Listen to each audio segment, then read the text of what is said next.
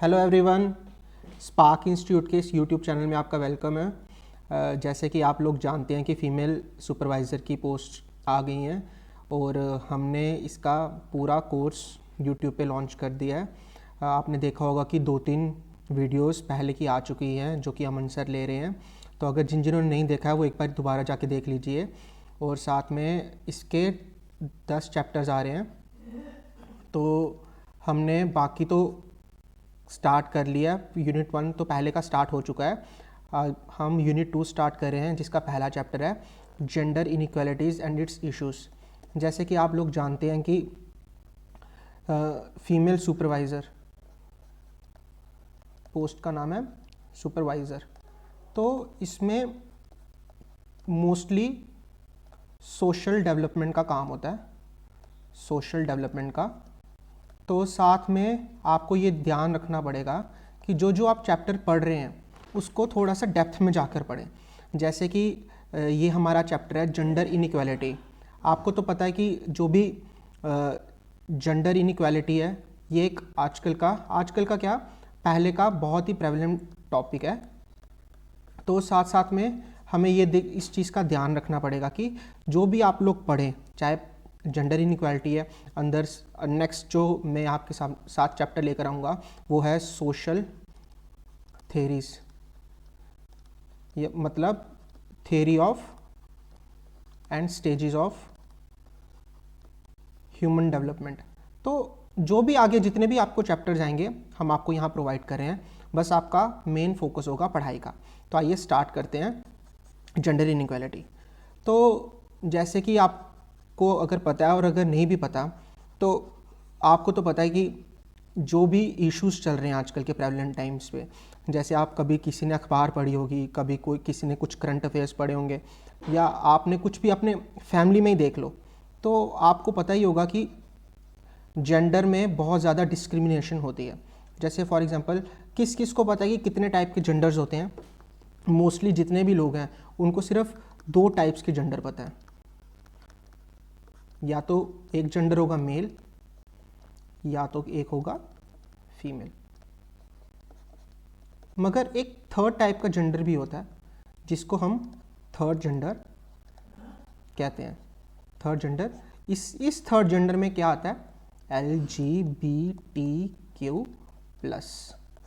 L मतलब आपको पता ही होगा lesbian, gay, bisexual, transgender, queers and many mores. तो ये थर्ड जेंडर जो हमारा टाइप है ये रिसेंटली पिछले 7-8 सालों में ही आई है। जब भी आप कभी फॉर्म भरने जाते हो, सपोज करो आपने जैसे फीमेल सुपरवाइज़र का ही फॉर्म भरना है, इसमें तो चलो उन्होंने बोला स्पेसिफिक मेंशन किया कि फीमेल्स होनी चाहिए। बट अगर आप कोई भी अब फॉर्म भरो, जैसे सपोज करो JKSSB में अकाउंट असिस्टेंट का फॉर्म है, पटवारी का फॉर्म है, उन सब में अब देखना, या फिर आपको किसी कॉलेज के फॉर्म में भी जाओगे ना तो वहाँ पे लिखा होगा थर्ड जेंडर, स्पेसिफिक होगा थर्ड जेंडर। आप क्या हो? मेल हो, फीमेल हो, या थर्ड जेंडर लिखा होगा या अदर्स। तो पहले तो सबसे पहले आपको पता चल गया कि जेंडर है क्या। सिर्फ मेल और फीमेल नहीं होंगे, थर्ड जेंडर भी होगा। तो हम इसको स्पेसिफिक कॉन्टेक्स्ट में पढ़ेंगे, मेल भी, फीमेल भी, और कुछ हद तक थर्ड जेंडर भी। तो जेंडर इनइक्वालिटी क्या है? जैसे अभी हम पहले मैं आपको बता रहा था कि आपने अगर पुराना 60-70 साल भी पहले जाओ या फिर एंशिएंट टाइम्स में चले जाओ, एंशिएंट टाइम्स में चले जाओ, या वैदिक टाइप्स पे चले जाओ, वैदिक टाइम्स में चले जाओ, तो आपने देखा होगा कि ब्राह्मणिकल सुप्रियोरिटी के चलते आप देख लो कि जो फीमेल्स होती थी या फिर अभी प्रेजेंट टाइम्स में, या कोई भी आप गांव में भी जाके देखो, उनको उतनी फ्रीडम नहीं होती। फ्रीडम इन द सेंस उनको उतनी चीज़ें अलाउड नहीं है। कॉन्स्टिट्यूशन ने तो दिया है, कॉन्स्टिट्यूशन ने तो हमें प्रोवाइड किया है, बट हमारे अंदर के सिस्टम्स में, हमारे जो फैमिली सिस्टम है या हमारी सोसाइटी के सिस्टम है, वहाँ पे आपको क्या लगता है कि फीमेल्स को उतनी छूट है। जैसे आप अपने घर में देख लो, head of the family rarest of rare cases में रेयरेस्ट ऑफ रेयर केसेस में एक वुमेन होगी, नहीं तो मेल होते हैं। तो आप देख लो ये कितनी मेल डोमिनेटेड सोसाइटी है, मेल डोमिनेटेड। ठीक है, तो अब आपको इस चीज़ का ध्यान रखना पड़ेगा कि क्या आपकी, अभी आपको एक मैं काम देता हूँ, आप घर जाके देखना या फिर घर जाके आपने आगे पीछे देखना कितने ब्रेड अर्नर मतलब जो कमाने वाले लोग हैं एक फैमिली में। एक फैमिली है जिसमें हस्बैंड वाइफ बच्चे, उनके मम्मी पापा पेरेंट्स, तो उसमें कितने ब्रेड अर्नर्स सिर्फ फीमेल्स हैं और कितने मेल्स हैं। आप देखोगे मोस्टली मेल्स दिखेंगे, फीमेल आपको कम दिखेंगे। एक मिनट इसको स्क्रीन को बड़ा कर लेते हैं। हाँ, मोस्टली कम दिखेंगे और फीमेल्स वो आपको फीमेल्स कम देखेंगी, मेल्स ज़्यादा देखेंगे। तो इसलिए इस कॉन्टेक्स्ट में हम पढ़ेंगे कि जेंडर इनइक्वालिटी मतलब एक मिनट, मतलब वन जेंडर, ये क्या हो रहा है, हाँ, जेंडर इनइक्वालिटी मतलब, एक सेकेंड, मतलब one gender has more preference than others. सब कहते हैं कि घर में एक, अगर आपने देखा होगा कि अपने अपने आसपास में या अपने ग्रैंड पेरेंट्स के थ्रू किसी से भी देखा होगा, मोस्टली मेल चाइल्ड को प्रेफर किया जाता है। या किसी में तो अब तो कम हो गया ये, मगर गाँव में देख लो, आप विलेजेस में देख लो जहाँ पे उतनी एजुकेशन नहीं पहुँची हुई है, वहाँ पे आप ये देखना कि मेल चाइल्ड को ज़्यादा प्रेफर किया जाता है as compare to female. Exceptions हर जगह होंगी, बट होगा, मगर ये आप देखना ये ज़रूर होगा। तो हमारा जो बेसिकली टॉपिक है वो है जेंडर इनइक्वालिटी, मतलब जेंडर में समानता नहीं होना। ठीक है, एक सेकेंड, एक खाली स्लाइड लेता हूँ मैं आपके लिए। हाँ, खाली स्लाइड ले लेते हैं, यहाँ पे दिखाता हूँ मैं आपको, एक मिनट। हाँ, ये देखो, आप ये चीज़ देखो कि कुछ भी है, जैसे फॉर एग्जांपल हमारा कॉन्स्टिट्यूशन है, कॉन्स्टिट्यूशन उसने अंडर आर्टिकल 14 में इक्वालिटी दी है, मतलब जितने भी जेंडर है वो इक्वल है। मगर क्या असली में ये है? क्या आप मानते हो कि जितने भी जेंडर हैं वो इक्वल हैं? क्या रात को अगर एक लड़का रात को सपोज करो 10 अपने दोस्तों के साथ कहीं पार्टी करने गया या कहीं पे गया, उसको रात को 10-11 बज जाते हैं, आप देखोगे घर वालों को उस पर ऑब्जेक्शन कम होगी एज़ कम्पेयर टू लड़की जो रात को 10 या 11 बजे पार्टी करने गई। समझ आई? तो इसमें बहुत अंतर है। अब ये जेंडर इनइक्वालिटी स्टार्ट कैसे, कि आपको कैसे पता चलेगा कि एक ह्यूमन जो भी लाइफ साइकिल है उसमें जेंडर इनइक्वालिटी कहाँ कहाँ आपको लगता है कि आती है? Gender inequality human life cycle में जेंडर इनइक्वालिटी आप देखो इन्फेंट्स में स्टार्ट हो जाती है। For example preference of male child, आपने कोई rare of the rare cases में देखा होगा जहाँ पे फीमेल चाइल्ड को प्रेफर किया जाता है, मतलब पैदा होने से पहले अभी बच्चा पेट में ही है, तो जेंडर इनइक्वालिटी आ जाती है। आप देखना उसके बाद स्कूल में जब एक बच्चा जाता है, अगर एक मेल है, एक गर्ल है, अगर यहाँ पे हम मोस्ट प्रेफरेबली लिखे तो एक सपोज करो गर्ल है, एक बॉय है, और फैमिली एक ही चाइल्ड की एजुकेशन को सपोर्ट कर सकती है, तो आप देखना मैक्सिमम 90+ केसेस में बॉयज़ को स्कूल में भेजा जाएगा, क्योंकि उनको माना जाता है कि वो ब्रेड अर्नर्स है। मगर माना जाता है, मान्यताएं हैं जो क्यों आई हैं, क्योंकि उनको प्रॉपर एजुकेशन नहीं है, कल्चर वैसा चल रहा है। तो ये नहीं कि एक जेंडर को सपोज करो, अब आप LGBTQ कम्युनिटी को ले लो, आपने कितने ट्रांसजेंडर्स देखे हैं जो गवर्नमेंट की हायर पोजीशंस पे हों? कितने ट्रांसजेंडर्स देखे हैं, कितने क्यूअर्स देखे हैं, कितने बाइसेक्सुअल्स देखे हैं। तो आस्ता आस्ता करके तो इन चीज़ों का एक्सेप्टेंस दिया जा रहा है। जैसे कि अभी 2 या 3 साल पहले एक ट्रांसजेंडर सब इंस्पेक्टर बना था, सब इंस्पेक्टर। तो आस्ता आस्ता करके इम्प्रूवमेंट हो रही है। नहीं तो मोस्टली जो ये थर्ड जेंडर है, ये मोस्टली प्रोस्टिट्यूशन रैकेट में फंस के रह जाते हैं, प्रोस्टिट्यूशन रैकेट में, या अगर प्रोस्टिट्यूशन में नहीं होंगे तो बेगर्स। आपने देखा होगा ट्रेन्स में या फिर रेड लाइट पे आप देखोगे तो वहाँ पे ये आपको ज़्यादा मिलेंगे। इसलिए हमें इस टॉपिक को थोड़ा और डिटेल में पढ़ने की ज़रूरत है कि जेंडर इनइक्वालिटी पहले तो हम पढ़ते हैं कि ये होती क्या है, फिर उसके बाद हम पढ़ेंगे कि इसके इश्यूज़ क्या हैं, ठीक है। और कोई ऐसी रिपोर्ट्स हैं, क्योंकि अभी आपका ये पेपर आ रहा है तो आपको थोड़ा सा पता होना चाहिए।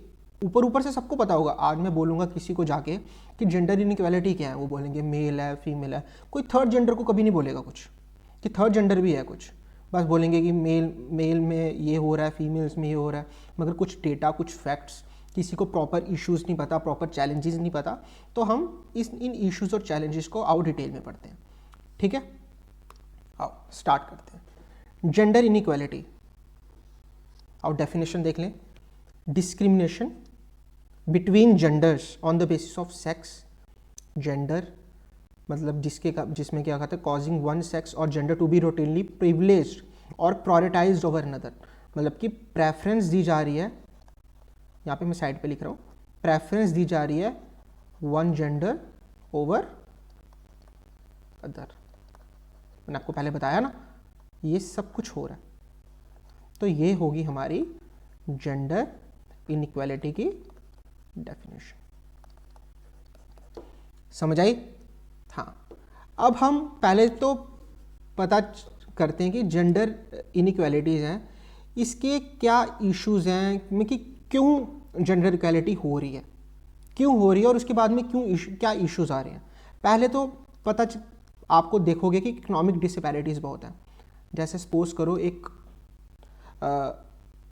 फीमेल है और एक मेल है, दोनों ने किसी जॉब को ज्वाइन किया। मोस्टली केसेस में आप देखोगे कि वेज गैप बहुत आएगा। जैसे मैं अभी थोड़े दिन पहले प्रियंका चोपड़ा का इंटरव्यू देख रहा था, उसमें वो बॉलीवुड और हॉलीवुड को कंपेयर कर रही थी, बॉलीवुड और हॉलीवुड को। तो उसमें उसने बताया कि वेज पैरिटी हॉलीवुड में बहुत ज़्यादा है, बट बॉलीवुड में अगर एक एक्टर सपोज करो, जैसे सलमान खान ही सपोज कर लो, वो अगर एक पिक्चर का 1 करोड़ रुपए ले रहा है हाइपोथेटिकली, तो उनको उसका 1/10 मिलता था। तो मगर ये वेज पैरिटी आपको हॉलीवुड में दिख गई, मगर बॉलीवुड में नहीं। इसलिए इकोनॉमिक डिसपैरिटी होती है, veg gap. Man and women को उतना एक समान के पैसे नहीं मिलते सेम काम करने के लिए। क्या उनको रिसोर्सिस की जो एक्सेस है वो मिलती है? एक्सेस टू रिसोर्सेज मतलब कि जो मेल को पढ़ाई करने के लिए चाहिए या अपनी स्किल्स को अपग्रेड करने के लिए चाहिए, क्या वो फीमेल्स को मिल रही है? फॉर एग्जांपल, अगर किसी को अपस्किल करने के लिए या किसी को कोई पढ़ाई करने के लिए बाहर जाना है, तो आप देखोगे अगर 10 केस हैं, उसमें 5 लड़के 5 लड़की हैं, और उनमें से देखोगे अगर 5 लड़के बाहर जा रहे हैं तो एज़ कम्पेयर टू लड़कियां 2 या 3 लड़कियां ही बाहर जा रही हैं पढ़ने के लिए। तो एक्सेस टू रिसोर्सेज लड़कों को ज़्यादा है, लड़कियों को कम है। और जैसे मैंने आपको बताया, फाइनेंशियल रिसोर्सेज, लड़कियों के पास लिमिटेड फाइनेंशियल रिसोर्सेज हैं। अब प्रॉपर्टी राइट्स आ गए यहाँ पे। प्रॉपर्टी राइट्स आप देखोगे, अगर हम मुस्लिम कम्युनिटी की बात करें, मैं पूरा नहीं कह रहा, किसी को मेरा कोई रिलीजन का कोई ऑफेंस नहीं है, मुस्लिम कम्युनिटी को देख ले तो उनको 1/3 प्रॉपर्टी मिलती है अपने उससे। उनको प्रॉपर 50-50 का उनमें कॉन्सेप्ट नहीं है कि अगर उनको इनहेरिटेंस करनी है प्रॉपर्टी को तो उनको 1/3 दी जाती है, जितना मुझे पता है। तो उनमें वहाँ पे भी उनको रिसोर्स कंस्ट्रेंट्स हैं। और साथ में पहले तो माना नहीं जाता था कि गर्ल्स का फादर की प्रॉपर्टी पे कोई हक है, मगर स्लोली ऐसे करके लॉज पास हो रहे हैं। जैसे Hindu right to succession act, उसमें Hindus right to succession act, उसमें थोड़ा सा ये पास हुआ है बिल कि गर्ल्स को भी अपने फादर की प्रॉपर्टी का हिस्सा मिलेगा। फिर ऊपर से वेरियस सेक्टर्स में, जैसे आप देख लो स्टेम फील्ड है, stem stem field, science, maths, technology की फील्ड में वुमेन की पार्टिसिपेशन कम है। कि आप देख लो साइंस, टेक्नोलॉजी, मैथ्स की फील्ड में वुमेन की जो पार्टिसिपेशन है वो मेल्स के हिसाब से बहुत कम है। आप देखोगे अगर किसी 2% अगर सपोज करो कोई वुमेन पार्टिसिपेट कर रही है, अगर सपोज करो 2% नहीं, अगर सपोज करो कोई 100 वुमेन पार्टिसिपेशन हो रही है तो बहुत कम है कि उनको स्टेम फील्ड में उनका नाम ज़्यादा है। उनको रिसोर्सेज भी कम है क्योंकि और अपॉर्चुनिटीज़ कम मिलने के कारण वो इन फील्ड्स में आगे गए ही नहीं है। अब जैसे अनपेड लेबर है, जैसे आप देखोगे कि जो वुमेन है, जैसे एक मैं स्लाइड ले लेता हूँ एक्स्ट्रा, जैसे आप देखोगे कि एक सेकेंड,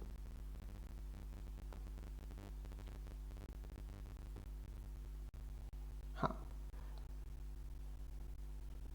जैसे आप देखोगे कि अगर जैसे कोई वुमेन है, आप देखोगे कि वो हाउस केयर का काम करती है या होम केयर का काम करती है। मतलब अगर वो हाउस वाइफ है, काम वो उतना ही करती है जितना कि अगर कोई मेल मेंबर है वो बाहर जाके जॉब कर रहे हैं, मगर क्या उसको जो होम केयर का या होम मेकर का जो वुमेन काम कर रही है, क्या उसको उसके पैसे मिल रहे हैं? थोड़े दिन पहले मैं एक रिपोर्ट पढ़ रहा था, अभी मेरे को याद नहीं है, उसमें बोला था WHO की रिपोर्ट थी कि अगर वुमेन का होम मेकर का हम उनको पैसे देने लगे तो इंडिया की GDP में काफ़ी ज़्यादा पंप आ सकता है, कि ज़्यादा ग्रोथ कर सकती है। तो क्या जो women house care home maker का काम कर रही है, हमें उसको पैसे नहीं दे रहे, उसके कारण भी डिस्क्रिमिनेशन हो रहा है। आई समझ? हाँ, अब सोसाइटी में और कल्चरल नॉर्म्स के कारण क्या उनको कोई डिस्क्रिमिनेशन हो रही है? पैट्रियार्कल स्ट्रक्चर्स हैं, जैसे मैंने बोला कि मेल डोमिनेटेड सोसाइटी है, सोसाइटी मेन को ज़्यादा फेवर कर रही है, मेल डोमिनेंट सोसाइटी है, और जो भी डिसीजंस घर के लिए जा रहे हैं वो मेल मेंबर्स के थ्रू लिए जा रहे हैं। ठीक है। जेंडर स्टीरियोटाइप्स, जैसे कुछ लोग ना मेल को, जो भी आदमी होते हैं उनको ज़्यादा पावरफुल समझते हैं एज़ कम्पेयर टू फीमेल्स। तो एक जेंडर स्टीरियोटाइप का ये है कि अगर वेट लिफ्टिंग करनी है तो मेल्स को आगे आना चाहिए, फीमेल्स को नहीं आना चाहिए, या स्पेसिफिक कोई भी क्राइटेरिया या कोई मेन स्पेसिफिक जॉब है, जैसे कोई स्पेसिफिक जॉब है वो सिर्फ मेल ही कर सकते हैं, फीमेल ही कर सकते हैं, जैसे डिस्क्रिमिनेशन आप देख सकते हो या इनइक्वालिटी देख सकते हो। थोड़े अभी तो ये एक साल भी नहीं हुआ शायद से, पहले सिर्फ मेल मेंबर्स को ही आर्मी ज्वाइन करने का वो था, एक प्रिविलेज था, फीमेल्स नहीं कर सकती थी। तो ये भी एक तरीके का जेंडर स्टीरियोटाइप है कि मेल ही कोई स्पेसिफिक जॉब कर सकते हैं, फीमेल जॉब नहीं कर सकती। ठीक है, आओ देखते हैं जेंडर स्टीरियोटाइप। नेक्स्ट चलते हैं पॉलिटिकल अंडर रिप्रेजेंटेशन। अभी हम आगे जाके डेटा पढ़ेंगे। ठीक है, political under representation, lack of representation in parliament, state legislative assemblies या स्टेट लेजिस्लेचर्स और panchayats due to male dominance. किस ने पंचायत सीरीज देखी है? उसमें आपने देखा होगा कि एक कॉन्सेप्ट है पति पंचायत। वैसे तो ये कोई पोस्ट होती नहीं है, मगर जो मेल डोमिनेटेड सोसाइटी है वो क्या करती है कि सरकार ने क्या किया हुआ है, गवर्नमेंट ने क्या किया हुआ कि जो पंचायत है वुमेन्स की रिप्रेजेंटेशन को बढ़ाने के लिए उन्होंने क्या किया कि जो भी पंचायत हैं उनमें 1/3 रिजर्वेशन की हुई है वुमेन की। मगर जहाँ जहाँ पे वुमेन्स को, जैसे अनएडुकेटेड वुमेन है, मगर उनको अपनी पावर को यूटिलाइज करने के लिए वो अपनी वाइफ को या अपने घर की कोई भी औरतें होती हैं उनको इलेक्शन जितवा देते हैं, और खुद पति पंचायत की पोस्ट, जो कि है नहीं कॉन्स्टिट्यूशनल, कोई पोस्ट नहीं ऐसी, ये खुद बनाई गई पोस्ट है, तो उसके थ्रू वो गवर्न करते हैं। तो ये भी एक बहुत बड़ा इशू है। ठीक है, और lack of under representation, women की लीडरशिप रोल्स में कम रिप्रेजेंटेशन है। अगर आप देखो Indira Gandhi prime minister, Pratibha Patil president, former prime minister, इनके अलावा क्या कोई पॉलिटिक्स में कोई बड़े लेवल पे प्राइम मिनिस्टर, प्रेसिडेंट कोई बना, या होंगे भी तो जितना मेरे हिसाब से तो यही दो हैं। तो आप देखोगे कि वुमेन की जो लीडरशिप रोल्स में वुमेन है वो बहुत कम है।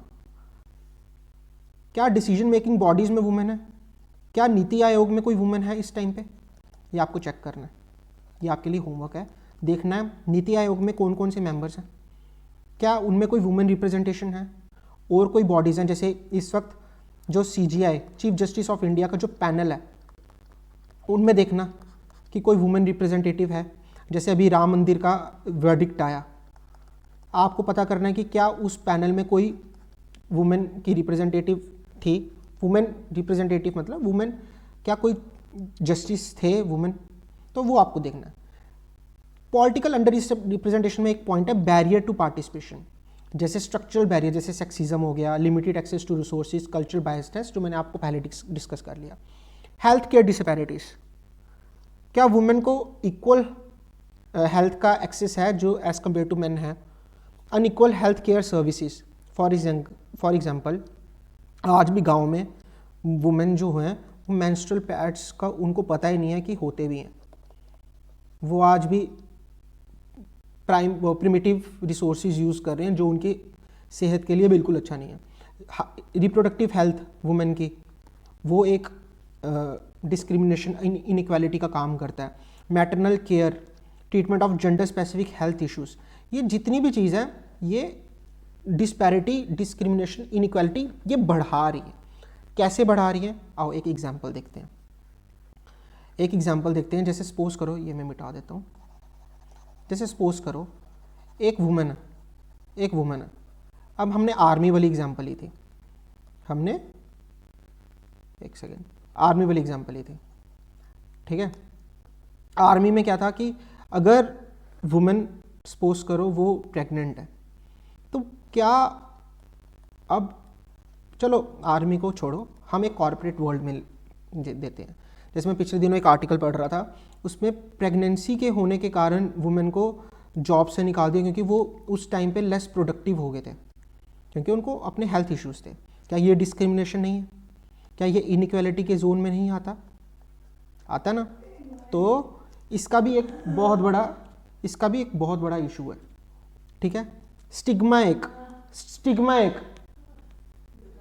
एक कि कोई इशू नहीं है। जैसे सपोज करो स्पोर्ट इशू है, जैसे मेंटल हेल्थ है, रिप्रोडक्टिव राइट्स है, क्या ये फुलफिल हुए हैं? क्या इसमें कोई इनइक्वालिटी आपको नज़र आ रही है? सोचो, मैं आपको बताता हूँ।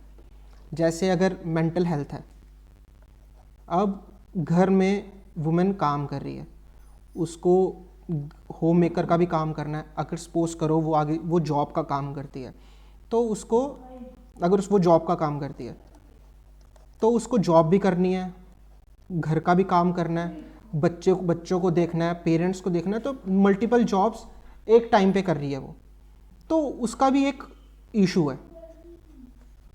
तो क्या ये इनइक्वालिटी के जोन में नहीं आता? ये भी इनइक्वालिटी के जोन पे आता है। वायलेंस, सबसे बड़ा इशू वुमेन का, physical violence, sexual violence, physical violence in context of physical abuse, domestic violence, harmful practices ऐसे फीमेल जेनिटल म्यूटिलेशन। क्या होता है कि जैसे आपको पता होगा कि एक वो होता है, खतना होता है, एक मुस्लिम प्रैक्टिस है खतना, वैसे एक फीमेल जेनिटल म्यूटिलेशन प्रैक्टिस है। ये मोस्टली अफ्रीकन कंट्रीज़ में की जाती है। हमारे इंडिया में भी होती हैं, कोई जगह पे होती हैं, मगर मोस्टली अफ्रीकन कंट्रीज़ में की जाती हैं, जो एक उनके लिए एक फिजिकल वायलेंस की तरीके के। तो क्या ये इनइक्वालिटी के जोन में नहीं आता? क्या फिजिकल अब्यूज़, मोस्टली आपने देखा होगा, आपने कितने ऐसे केसेस देखे हैं जिसमें एक मेल है, वो फिजिकल अब्यूज़ की रिपोर्ट लिखाने गया है पुलिस स्टेशन में फीमेल के खिलाफ। आपने देखा होगा दूसरी तरीके से होता है। डोमेस्टिक वायलेंस, आपने देखा होगा कोविड के टाइम पे, अगर जिन्होंने कभी न्यूज़पेपर पढ़ा है उन्होंने देखा होगा कि कोविड के टाइम पे डोमेस्टिक अब्यूज़ का कितना बढ़ गया था रेट। तो क्या ये इनइक्वालिटी के जोन में नहीं आता, डिस्क्रिमिनेशन के जोन में नहीं आता। Sexual violence in the context of rape, in the context of assault. अब आपने देखा होगा कि सब बोलते हैं 1971 वॉर हुई, इंडिया पाकिस्तान के खिलाफ, बांग्लादेश उसमें इंडिपेंडेंस बांग्लादेश ने की। एक आपने देखा होगा कि कश्मीर क्राइसिस हुए, जेनोसाइड हुआ, कश्मीर जेनोसाइड। आपने देखा होगा जितने भी वॉर क्राइम्स होते हैं उनमें सबसे ज़्यादा मोस्ट अफेक्टेड पर्सन कौन होते हैं? वुमेन।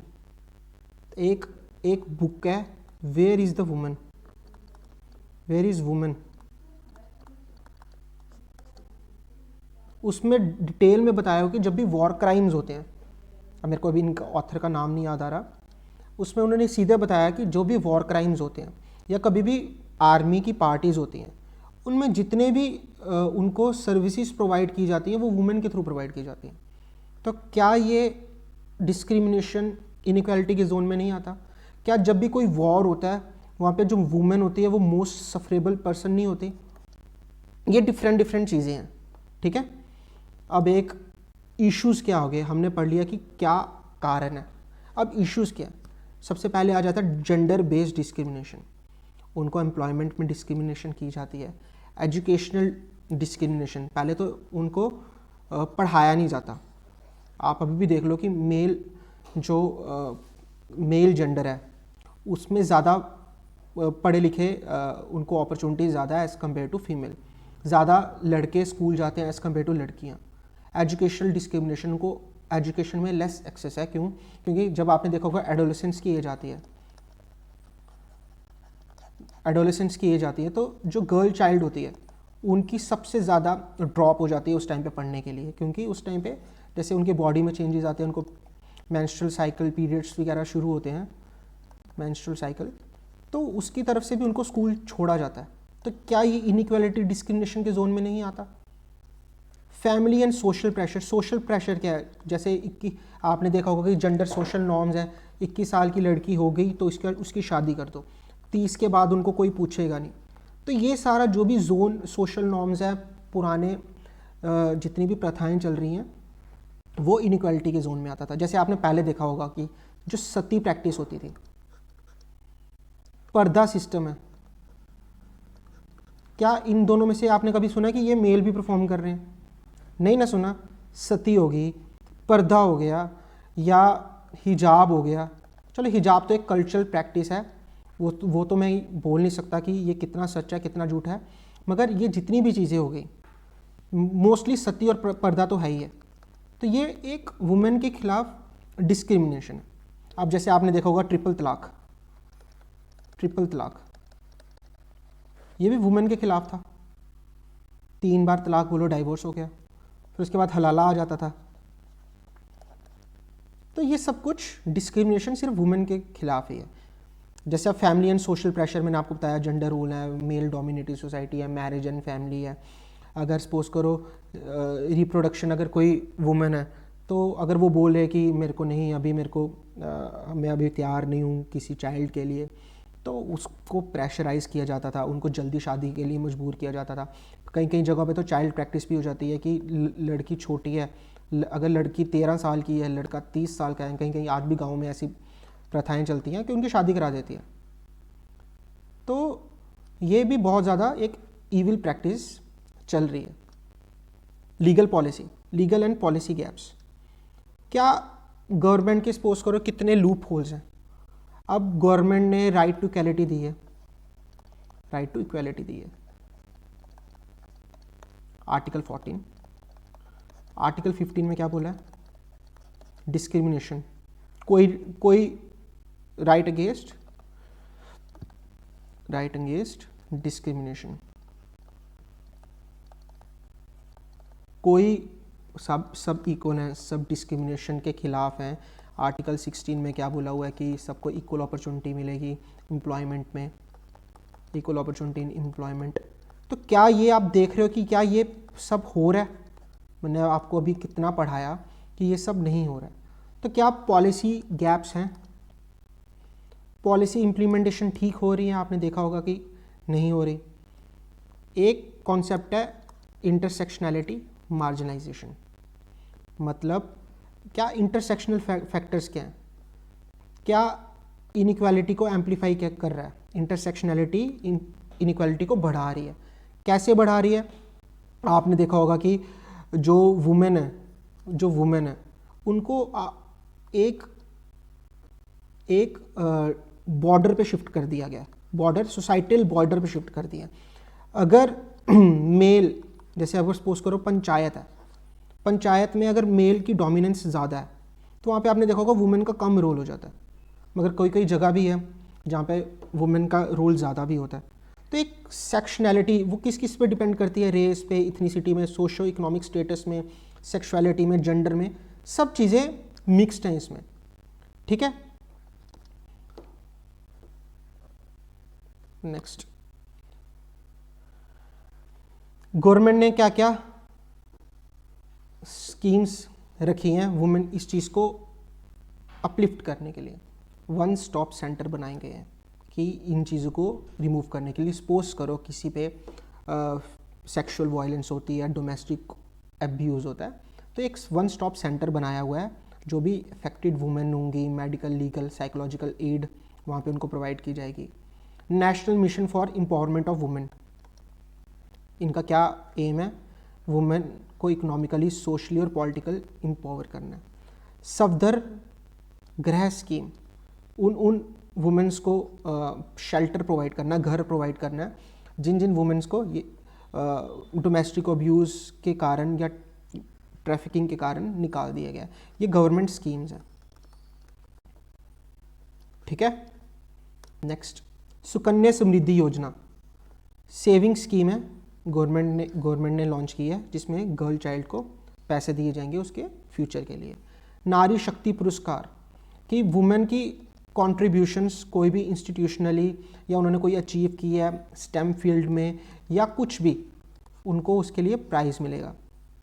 ठीक है, अब जो पेपर पॉइंट ऑफ व्यू से इंपॉर्टेंट है, वो तो आपको मैंने कॉन्सेप्चुअल बताया, वो भी पेपर पॉइंट ऑफ व्यू से इंपॉर्टेंट है, मगर आपको पता होना चाहिए। जैसे ये करंट अफेयर है, 17th edition, recently 17th edition of global gender gap report.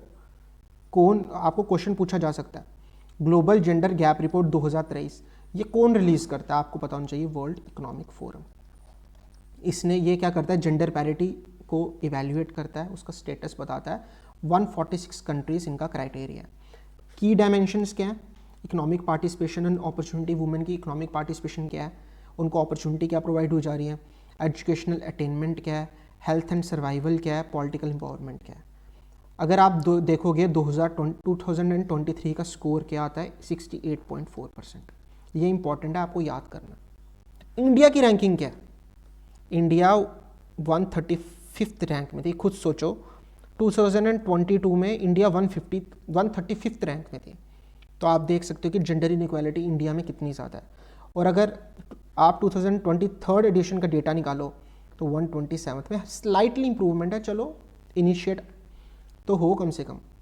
मगर जो सबसे ज़्यादा घबराने की बात है, आप देखोगे बांग्लादेश जो 1971 में आज़ाद हुआ है, वो 59th पोजीशन पे है।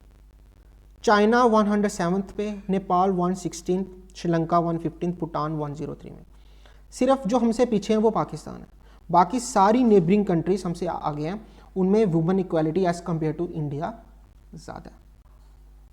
अब आप देख लो, कोई यूनाइटेड नेशंस है, उसने भी एक जेंडर एक्शन प्लान निकाला हुआ है 2022-2025 में, और उसका क्या विजन है, a vision for lasting transformative change. ये आपको याद करना है। एक जेंडर इनइक्वालिटी इंडेक्स है यूएन का, यूएनडीपी का, sorry, gender inequality index, United Nation Development Programme का। उन्होंने भी इनइक्वालिटी इंडेक्स निकाला हुआ है। उन्होंने क्या डायमेंशंस दिए हैं, the reproductive health, empowerment, labour market. एक होमवर्क है, जेंडर इनइक्वालिटी इंडेक्स में आपने इंडिया की रैंकिंग चेक करनी है, या जिनको पता है वो कमेंट सेक्शन में बता दीजिए। एक है सेक्स रेशो इन इंडिया 2023, अभी सेक्स रेशो क्या है इंडिया का, national family health survey, national family health survey national family health survey ने क्या बोला है, उसने एक सेक्स रेशो इंडिया की बताई है कि कितनी है। आप देखोगे 2023 में सेक्स रेशो 1020 है फीमेल्स पर 1000 मेल्स। इसका मतलब ये नहीं है कि सेक्स रेशो पूरी इंडिया में ठीक हो गया है कि लड़कियां बढ़ गई हैं लड़के कम हो गए हैं ना। आप देखो किसी स्टेट में सेक्स रेशो बहुत ज़्यादा है, किसी स्टेट में सेक्स रेशो बहुत है, उनका एवरेज निकाल के इंडिया में 1020 सेक्स रेशो है। एक और होमवर्क करना है, होमवर्क जिनको पता है वो कमेंट सेक्शन में लिख लीजिए कि इंडिया में ऐसी कौन सी स्टेट है जिसकी सेक्स रेशो सबसे ज़्यादा है और कौन सी स्टेट है जिसकी सेक्स रेशो कब सबसे कम है। ठीक है, याद करने वाले क्या पॉइंट्स हैं, पहले तो सेक्स रेशो अभी प्रेजेंट में क्या है, रूरल में सेक्स रेशो क्या है 1037, और जो अर्बन में है, इंडिया की जो अर्बन में है वो पहले तो रूरल की है 1037, एक अर्बन का 985। दो प्रायर जो इससे पहले जो सेक्स रेशो थी इंडिया की वो थी 2011 में जो सेंसस हुआ था तब बताया गया था। तो आपको ये पता होना चाहिए कि डिटेल में आपको पता होना चाहिए सेक्स रेशो, जहाँ से क्वेश्चन पूछा जा सकता है। ठीक है, क्या क्या गवर्नमेंट ने क्या क्या प्लान बनाए हैं, क्या क्या होना चाहिए, क्या क्या नहीं होना चाहिए, मैंने आपको ये पूरा बता दिया। अब आपके ओपिनियन पे है कि आपने इसको कैसे पढ़ना है। मेरे हिसाब से जितनी भी रिपोर्ट्स हैं जेंडर, पहले तो आपको पता होना चाहिए जेंडर इनइक्वालिटी का किस किस फील्ड में, फिर आपको रिपोर्ट्स पढ़नी है, इंडिया कहाँ स्टैंड करता है, यूनाइटेड नेशंस के क्या रोल है, यूनाइटेड नेशन डेवलपमेंट प्रोग्राम जैसे मैंने बताया उनका जेंडर इनइक्वालिटी इंडेक्स आता है, इंडिया कहाँ स्टैंड करता है, सेक्स रेशो क्या है इंडिया में। ठीक है, और आपको पता होना चाहिए साथ में, जैसे कि मैंने आपको बताया ग्लोबल जेंडर गैप रिपोर्ट 2023 में। और आप जब हमारा इकोनॉमिक सर्वे आएगा उसमें भी थोड़ी थोड़ी सी डेटा होगा जो पेपर पॉइंट ऑफ व्यू से इंपॉर्टेंट होगा, उस टाइम पे हम कवर करेंगे। ठीक है, thank you very much. I hope आपको ये सेशन अच्छा लगा होगा। जल्द ही मैं दूसरी वीडियो के साथ आऊँगा जिसमें हम स्टेजेस ऑफ ह्यूमन डेवलपमेंट पढ़ेंगे, स्टेजेस ऑफ ह्यूमन डेवलपमेंट। हाँ, इसमें हम डिटेल में पढ़ेंगे कि जो जो स्टेजेस हैं, जो जो थ्योरीज हैं, उसको आपको पढ़ के अच्छा लगेगा। और साथ में हमारा बैच स्टार्ट हो रहा है, ऑफलाइन बैच स्टार्ट हो रहा है, तो जिन्होंने ज्वाइन करना है वो इस नंबर पे कॉल करके ज्वाइन कर सकते हैं। 3 डेज़ डेमो फ्री मिलेगा उनको, तो जिन्होंने ज्वाइन करना है वो कर सकते हैं। Thank you very much.